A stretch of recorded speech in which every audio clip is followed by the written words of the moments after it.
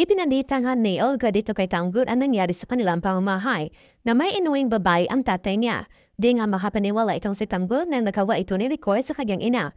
Habang nag-aaway naman ang dalawang rina sa buhay ni Ricor kung sino sa kanila ang masarap magluto. Samantalang nagpapasalamat naman si Bubbles kay Tanggol, dinilitas daw niya yung ba ni Boss B at di sila nawala ng trabaho. Kaya naman hiningi ni Tanggol dito kay Bubbles na wag na daw makipag-date dito kay Pablo. Tuto naman ang kaibigan at kinsaniko dahil na daw sayang naman at maging susi pa daw ito na yayaman na sila. At dito nga pag-iisipan daw ni Bambos, sabi niya, pugi naman at gentleman ito si Pablo.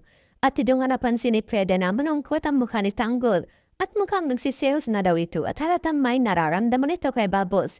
Tuto din na naman ito si Tanggol. Ito ang ating abangan sa FPG's Batang Quiapo bukas. Humingi ng pabor itong si Olga kay Bambos na pwede ba daw ito mayakap dahil na daw naalala niya yung anak niya at tuwing nakikita daw niya si Bubbles ay lumuluwag yung pakiramdam ni Olga. Samantala sinabi ni Rico na hahatiin daw yung sahod niya, ang kalahati ay para kay Marites at ang kalahati naman ay doon mapupunta sa anak ni Rina. Aba hindi naman pumayag si Marites dito at malaking gulo naman ito sa pamilya ni Rico. Habang si Tanggol ipinaalam kay Bubbles na merong nangyayari sa pamamahay niya at kailangan daw niyang makita at makausap ang nanay niya para matulungan ito at kailangan daw malaman ni Ricor na mali ang ginagawa niya. Kaya naman kung isa ka sana nanais na sana lumaban si Marites sa kanyang karapatan bilang asawa, ay paki-like at subscribe. Thanks for watching. See you next time.